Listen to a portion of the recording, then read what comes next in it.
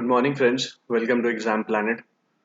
तो आज है 15 जून और हम आज 15 जून के बैंकिंग अवेयरनेस की बात करेंगे। ठीक है। तो मैं आपको बता रहा हूँ कि मैं आपके लिए आज फिर से 3-4 खबरें लेके आया हूँ बैंकिंग अवेयरनेस की। आपको इन चीज़ों से समझ में आ जाएगा कि मैं आपके लिए कैसे खबरें ढूंढ रहा हूँ और कितनी मेहनत कर रहा हूँ कि आप जाके एक बार आज 15 जून की सारी साइट्स चेक कर लीजिए, स्पेशली जो कुछ बहुत ज़्यादा फेमस साइट्स हैं वो जाके चेक कर लीजिए। वहाँ पे बैंकिंग की एक भी खबर नहीं है, वो ढूंढ नहीं पाया। मैं आपको 4 खबर निकाल के दे रहा हूँ आज भी। ठीक है। आपको आप बाकी आप समझ गए होंगे मैं कौन सी बहुत बड़ी बड़ी वेबसाइट्स की बात कर रहा हूँ, जिनको देख के सब बनाते हैं अपनी खबरें। जितने भी लोग आपको पढ़ाते हैं ना सुबह 7 बजे 8 बजे, सब वहीं से खबरें चुरा के बनाते हैं। राइट। क्योंकि पहले अब उस साइट ने सुबह 7 बजे डेली अवेयरनेस देना शुरू कर दिया है। जो उसकी पूरी वो आती है, फाइल आती है। बट पहले वो रात में 12 बजे 1 बजे दे दिया करते थे। ठीक है। तो सब लोग उसी से चुरा के बनाया करते थे अपनी वीडियोस जितनी भी हैं। राइट। बट आज तो मैं बहुत जल्दी उठ गया हूँ। आज तो मैं 6 बजे उठ के मतलब वीडियोस बनानी शुरू कर दी थी मैंने। ठीक है। तो चलिए बहुत ज़्यादा डिले नहीं करेंगे, फटाफट स्टार्ट करेंगे। वीडियो छोटी होने वाली है, 3-4 खबरें ही हैं आज, बहुत ज़्यादा नहीं ढूंढ पाया हूँ मैं भी। हालांकि वो तो एक भी नहीं ढूंढ पाए थे। चलो स्टार्ट करते हैं। ठीक है। और प्लीज़ वीडियो पसंद आ रही तो सब्सक्राइब कीजिए चैनल को। सब्सक्राइबर बेस बहुत जल्दी जल्दी बढ़ाना है। राइट। 210 ही हुए हैं अभी तक। ठीक है। और मेरा टारगेट है इस महीने के एंड तक हमें एटलीस्ट इस महीने के एंड तक 15 दिन और बचे हैं। 15 दिन में हमें 350 से 400 सब्सक्राइबर पहुंचना है इस महीने के एंड तक। वो सब आपकी मेरी मेहनत और आपकी सपोर्ट के बिना पॉसिबल नहीं है। ठीक है। तो चलिए स्टार्ट करते हैं आज की वीडियो। ओके। सो जना small finance bank x tends overdraft facility against FD for all customers. Okay. तो बेसिकली खबर क्या है समझिए। जना स्मॉल फाइनेंस बैंक के बारे में आपने पढ़ा होगा। ठीक है। जना स्मॉल फाइनेंस बैंक क्या है? ये एक स्मॉल फाइनेंस बैंक है।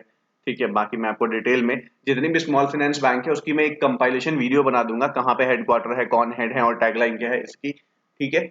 तो जना स्मॉल फाइनेंस बैंक जो है, इसने एक्सटेंड किया है ओवरड्राफ्ट फैसिलिटी को। अपनी जो ओवरड्राफ्ट फैसिलिटी वो दे रही होगी उसको उसने एक्सटेंड कर दिया है फॉर ऑल कस्टमर्स। अब ये सारे कस्टमर्स जो है, ये ओवरड्राफ्ट फैसिलिटी जो थी, किस पे है ये ओवरड्राफ्ट फैसिलिटी? ये फिक्स डिपॉजिट पे है। ठीक है। जना स्मॉल फाइनेंस बैंक ने अपने एफडी के ऊपर ओवरड्राफ्ट फैसिलिटी अपने कस्टमर्स को देना शुरू किया है और इसका जो वो है इसको बढ़ा दिया। अब सारे कस्टमर्स जिनका की एफडी जना स्मॉल फाइनेंस बैंक में है वो इसको अवेल कर सकते हैं।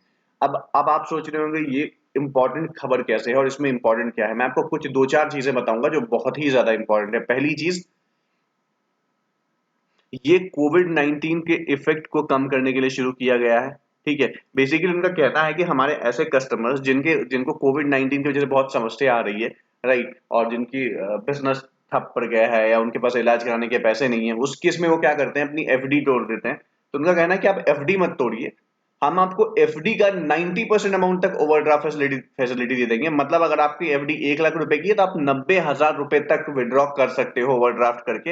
हाँ, उसका फायदा आपको ये होगा कि आपको आपको जो है एफडी नहीं टूटेगी आपकी। दूसरी चीज, और इंटरेस्ट रेट बहुत कम चार्ज कर रहे हैं ये लोग, बहुत कम। मतलब जितना वो इंटरेस्ट आपको दे रहे हैं ना, आपके आपकी एफडी पे, मान लो आपने 1 लाख रुपए का इंटरेस्ट किया और वो 8% आपको एफडी का इंटरेस्ट रेट दे रहे हैं, तो वो सिर्फ आपसे 8.25% चार्ज करेंगे। मतलब 0.25% बस ज्यादा चार्ज करेंगे जितना वो आपको दे रहे हैं इंटरेस्ट रेट, उससे ज्यादा। ठीक है। तो ये बहुत अच्छा इनिशिएटिव है, बहुत अच्छा है। अगर आप कोई भी लेना चाहता है तो यूज कर सकता है, क्योंकि इंटरेस्ट रेट बहुत कम है इसमें। ठीक है। ठीक है। जितना वो आपको दे रहे हैं उसके कंपैरेटिवली 0.25 बेसिस पॉइंट से अगर वो बढ़ा रहे हैं तो कोई बहुत बड़ी चीज नहीं है। और ये दे रहे हैं कोविड 19 की वजह से ये दे रहे हैं। ठीक है। लिमिटेड, उन्होंने क्या किया, एक्सटेंड कर दिया अपनी ओवरड्राफ्ट फैसिलिटी को against FD at a nominal interest rate to all its customer across India. The interest rate on this facility 0.25 percentage point over and above the FD rate with a utilization of 50% or मोर। देखो मैंने वही बोला ना कि सिर्फ जितना आपको आपके एफडी पे जो आपने जना स्मॉल फाइनेंस बैंक में कराया है उस पे जो इंटरेस्ट रेट मिल रहा है उस पे सिर्फ 0.25 बेसिस पॉइंट परसेंटेज एक्स्ट्रा करके वो आपसे इंटरेस्ट रेट चार्ज करेंगे और आपको 90% तक अमाउंट विड्रॉ करने का वो आपको अथॉरिटी देते हैं। Under this facility up to 90% of the FD value can be availed as OD. 90% तक का, वही जो मैंने आपको बोला, ओवरड्राफ्ट आप विड्रॉ कर सकते हो on your FD. The special pricing will be available to its existing customers till 31 दिसंबर 2021। ये जो है ये सिर्फ उनके एग्जिस्टिंग कस्टमर्स के लिए होगा 31 दिसंबर 2021 तक। And the customers are requested to apply before 30 June. और जो कस्टमर्स हैं जो चाहते हैं कि वो इस फैसिलिटी को यूज करें, उनको बैंक के पास 30 जून से पहले अप्लाई करना पड़ेगा इस फैसिलिटी को अवेल करने के लिए। Customers can avail this facility instead of liquidating the FD. वही मैंने बोला, instead of liquidating the FD मतलब बिना एफडी तोड़वाए अगर उनको पैसों की जरूरत पड़ी है तो वो इस फैसिलिटी को यूज करके अपना काम कर सकते हैं। इसका फायदा ये होगा कि उनकी एफडी नहीं टूटेगी।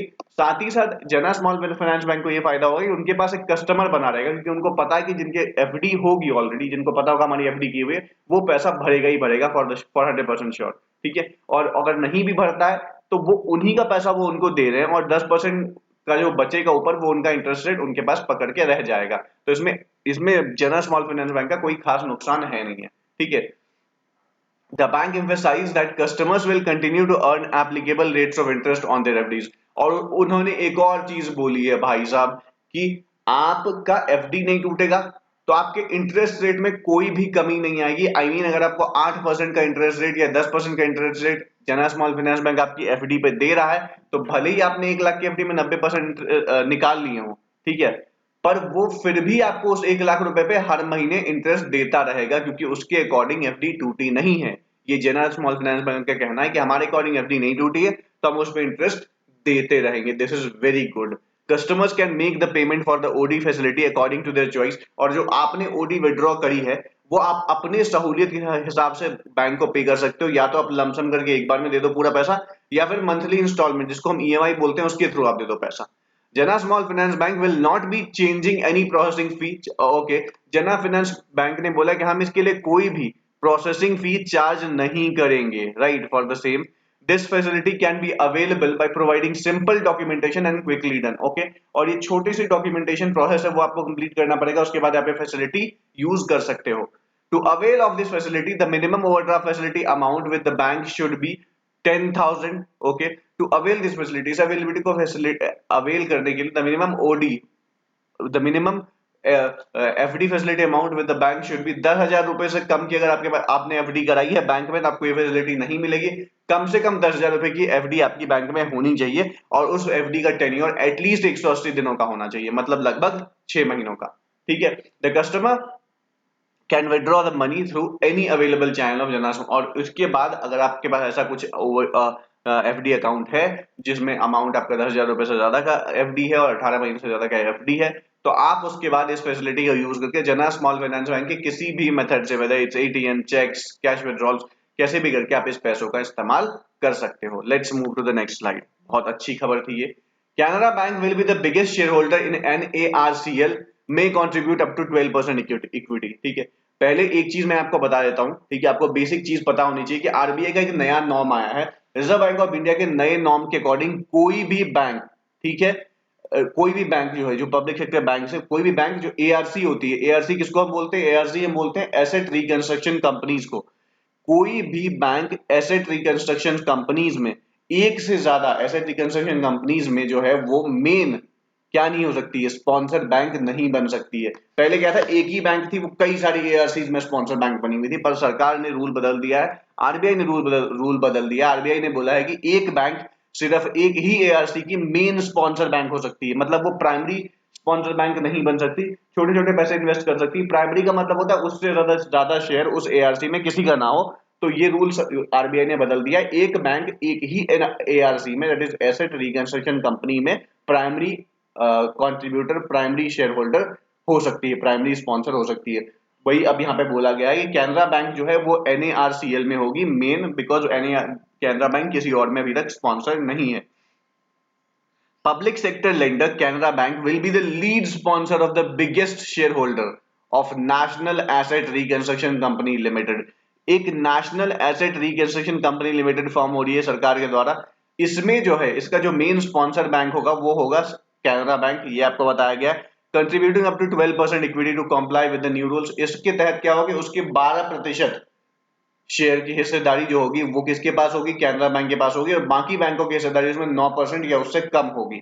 NARCL being formed within the scope of this securitization and reconstruction of financial assets and enforcement of security interest SFAC Act is likely to be dominated by public sector banks. वही बोला गया, इसमें सबसे ज्यादा share जो है public sector banks के ही होंगे। All equity investors besides Canara will hold less than 10% to ensure diversified ownership। ठीक है, तो जितने भी और पब्लिक सेक्टर बैंक्स हैं उनका शेयर इसमें, कैनरा का तो 12% होगा, ये आपको बता दिया मैंने। ठीक है, बाकियों का जो शेयर होगा वो 10 विल होल्ड लेस देन 10%, 10% से कम होगा।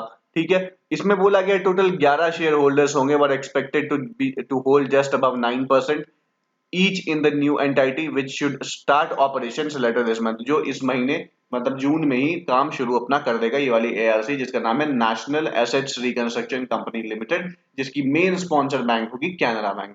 RBI new norms mandate that bank cannot be a sponsor in more than one ARC and Canara fits the bill perfectly। वही मैंने आपको बताया पहली बात कि एक से ज्यादा ARC में कोई भी bank main sponsor bank, lead sponsor bank नहीं हो सकती। ये नई गाइडलाइंस है आरबीआई की। ठीक है, तो आई होप ये वाली स्लाइड आपको समझ में आ गई होगी। Let's move to the third slide. Bank of Maharashtra plan to raise up to rupees 2000 crore through QIP. ठीक है, क्यूआईपी क्या होता है पहले वो समझ लीजिए। क्यूआईपी होता है बेसिकली, मैं आपको पूरी खबर बहुत तरीके से बताता हूँ।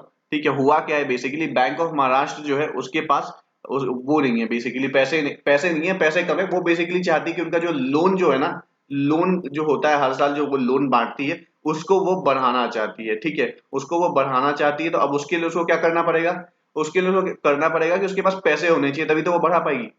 तो उसने क्या बोला है कि मैं 2000 करोड़ रुपए मार्केट से उठाऊंगा। क्यूआईपी का फुल फॉर्म होता है qualified institutional placement. Qualified institutional placement के थ्रू हम ये उठाएंगे। ठीक है, अब देखो बोला क्या गया, state run bank of Maharashtra is looking to raise up to 2000 crore through qualified institutional placement. जो मैंने यहां पे भी लिखा हुआ है, आप देख लीजिए, QIP route before July end, जुलाई से पहले स्टेट बैंक ऑफ महाराष्ट्र ने बोला है हम लगभग 2000 करोड़ रुपए मार्केट से उठाएंगे थ्रू क्वालिफाइड इंस्टीट्यूशनल प्लेसमेंट के थ्रू, जुलाई से पहले। In April this year, the Pune-based lender had received board approval to raise rupees 5,000 crore by way of QIP rights issue, preferential issue और by issuing Basel III bonds। ठीक है, तो उन्होंने बोला है हम 2000 करोड़ ही उठाएंगे, पर हमारे पास 5000 करोड़ तक उठाने की अनुमति है, परमिशन है। अप्रैल में पुणे की जो बेस्ड लेंडर है उसकी जो बोर्ड की मीटिंग बैठी थी उसमें अप्रूवल मिल गया था कि हम 5000 करोड़ रुपए तक मार्केट से इन द फॉर्म ऑफ क्यूआईपी उठा सकते हैं, बट फिलहाल बैंक 2000 करोड़ रुपए ही उठाने जा रही है। The base size of the issue is rupees 1000 crore and it has a greenhouse option of another 1000 crore। इसका जो बेस साइज है वो 1000 करोड़ का होगा और जो अनदर ग्रीन हाउस ऑप्शन जो होगा वो भी 1000 करोड़ का होगा। तो ऐसे करके टोटल 2000 करोड़ रुपए मार्केट से उठाने वाली है। Following this equity raise the government's holding in the bank will reduce to 85%। ठीक है, अब यही बोला गया कि जब ये 2000 करोड़ रुपए मार्केट से उठा लेगी तो उसके बदले अपने शेयर इश्यू करेगी। तो उसका नुकसान या फायदा ये होगा बेसिकली कि सरकार का जो शेयर है बैंक ऑफ महाराष्ट्र में 94% का है वो घट के 85% का हो जाएगा। ठीक है, और इसका फायदा क्या होगा कि 94% currently and the capital adequacy ratio will improve to 17 to 18%। और कैपिटल एडिक्वेसी रेशियो जो है वो 17 से 18% बढ़ जाएगा from 14.49%। Okay, capital adequacy ratio जो है वो 17 से 18% हो जाएगा 14.49% से बढ़ के। दिस फंड विल बी, क्या, हाँ अब सवाल है कि ये जो फंड आप रेज करोगे ये क्या करोगे इसका, तो this fund will be diploid for expansion of the loan book. ठीक है, ये बैंक ऑफ महाराष्ट्र अपना लोन बुक बढ़ाना चाहती है, वो अपने लोन जो देती है ना लोगों को वो उसका अमाउंट बढ़ाना चाहती है basically, which the bank is looking to grow by 16 to 18%। Bank जो है अपना जो लोन बेस है, जो लोन वो देती है उसको 16 से 18% बढ़ाना चाहती है टू अराउंड 1.25 लाख करोड़, एक 1.25 लाख करोड़ तक बढ़ाना चाहती है in this fiscal from the last fiscal of 1.08 lakh crore उन्होंने लास्ट फिस्कल में दिया था, जिसको अब बढ़ा के वो 1.25 लाख करोड़ तक पहुंचाना चाहती है बैंक ऑफ महाराष्ट्र। इसीलिए उसने 2000 करोड़ रुपए मार्केट से उठाने हैं in the form of QIP, that is qualified institutional placement के फॉर्म में। ठीक है, चलो move to the next slide. ये आज की लास्ट स्लाइड होगी। Forex reserves crosses $600 billion for the first time on foreign flows. और देखो बेसिकली फॉरेन जो हमारे यहाँ जो रिजर्व होती है बेसिकली फॉरेक्स रिजर्व, ये हर बार एक दो महीने में बहुत ज्यादा थोड़ी मोड़ी बढ़ जाती है, ठीक है। तो ये खबर वैसे इंपॉर्टेंट नहीं थी, मैं नहीं लेता इस खबर को, पर इस खबर को लेने का एक बहुत बड़ा रीजन है, बहुत बड़ा रीजन है, मैं आपको समझा देता हूँ क्यों बहुत बड़ा रीजन है। चलिए हम अपनी फर्स्ट स्लाइड पे चलते हैं, आपको समझ में आ जाएगा क्यों सबसे बड़ा रीजन है। यहाँ देखिए, among the top 30 years of after eco crisis, सबसे ज्यादा जो फॉरेक्स रिजर्व है चाइना के पास है 3222, ठीक है, करोड़ में है, ये करोड़ में बात कर रहा हूं मैं, in billion dollars, billion dollar की बात हो रही है, बिलियन डॉलर। जापान के पास 1388 बिलियन डॉलर है, स्विट्जरलैंड के पास 1072 बिलियन डॉलर है, रशिया के पास 605.2 बिलियन डॉलर और इंडिया के पास 605 बिलियन डॉलर है। तो India is basically equivalent to Russia, इसलिए ये न्यूज यहाँ पे इंपॉर्टेंट हो गई है, राइट, क्योंकि इंडिया का फॉरेक्स रिजर्व जो है वो बढ़ के लगभग रशिया के बराबर हो गया है। तो this is that's why the news is very important. The country's forex reserve crossed the 600 billion mark for the first time on the back of continual foreign investment flow into the capital markets. According to the RBI, forex reserve increased by 6.8 billion dollar in this week ended June 4 to 605 billion dollar, ठीक है। तो RBI ने बोला है कि basically Bharat में जो money market, basically जो इंडिया में इन्वेस्टमेंट आ रही है ना, उसकी वजह से जो फॉरेक्स है, जो फॉरेन करेंसीज इंडिया में वो बहुत सारी आ रही हैं, और इसकी वजह से जो है हमारा जो फॉरेक्स रिजर्व है वो बढ़ के 600 बिलियन डॉलर का उससे बढ़ के हो गया है, बेसिकली वो 605 बिलियन डॉलर का एग्जैक्टली हो गया है, जो कि इक्विवेलेंट है रशिया के। उन्हें साफ साफ बोला है, first time on the back of continued foreign investment flow into the capital markets. According to RBI, forex reserve increased by 6.8 billion dollar. Forex reserve जो है वो बढ़ के बाय 6.8 बिलियन डॉलर से बढ़ गया है इन दिस वीक, और ये बढ़ के हो गया 605 बिलियन डॉलर का। The current level of forex reserve are enough to cover nearly 16 months of imports. जो अभी का जो फॉरेक्स रिजर्व हमारे पास है वो लगभग 16 मंथ के इंपोर्ट को कवर कर सकता है, ऐसा इनने बोला है। Basically according to RBI governor Shaktikanta Das, the central bank has enough ammunition to meet the challenges arising out the global spillovers, ठीक है। सरकार बोल रही है कि अब हमारे पास इतना फॉरेक्स रिजर्व हो गया है कि अगले कुछ टाइम में अगर इंटरनेशनल मार्केट में कुछ होता है, या फिर अमेरिका के वहां पे कुछ होता है, जैसे आपको पता होगा अमेरिका के स्टॉक एक्सचेंज में कुछ होता है तो पूरी दुनिया पे फर्क पड़ता है। उन्होंने बोला अगर वैसा कुछ होता है, कहीं ग्लोबल स्पिलओवर्स कुछ भी होता है, तो we are in a situation कि हम चीजों को बहुत आसानी से संभाल लेंगे। India is now less than 200 million dollar behind, 200 million dollar behind Russia, मतलब वही मैंने बोला ना, 200 मिलियन डॉलर 605.2 था उसका, और हमारा 605 है, बस सिर्फ 200 बिलियन डॉलर बिहाइंड है रशिया के, which has an almost identical level of reserves.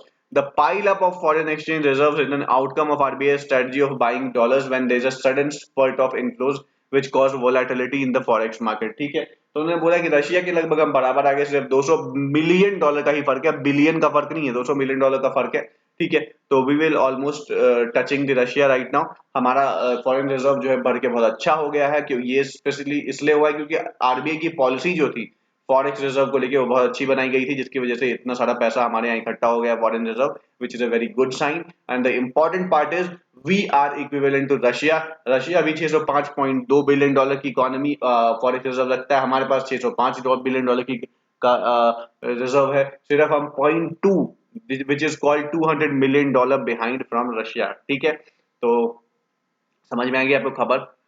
तो ये थी आज की 4 खबरें। आई होप आपको वीडियो पसंद आई होगी, पसंद आई हो तो चैनल को सब्सक्राइब करें, वीडियो को लाइक करें, बिना लाइक किए आप लोग चले जाते हो, और वीडियो को लाइक करो उसके बाद जाओ, ठीक है, ताकि आपको भी अच्छा लगे और मेरे को भी मोटिवेशन फील हो।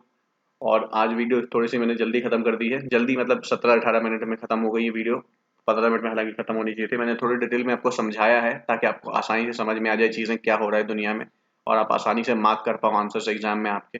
को पता है एग्जाम्स आ चुके हैं 10-12-15 दिन में, 15 दिन में अब आपको प्री होने वाला है आपका एसबीआई क्लर्क का। तो चलिए आज के लिए फिलहाल इतना ही, मिलते हैं कल आपके साथ एक नई वीडियो के साथ, ठीक है, 16 जून की वीडियो के साथ। तब तक के लिए bye bye, take care and जय हिंद।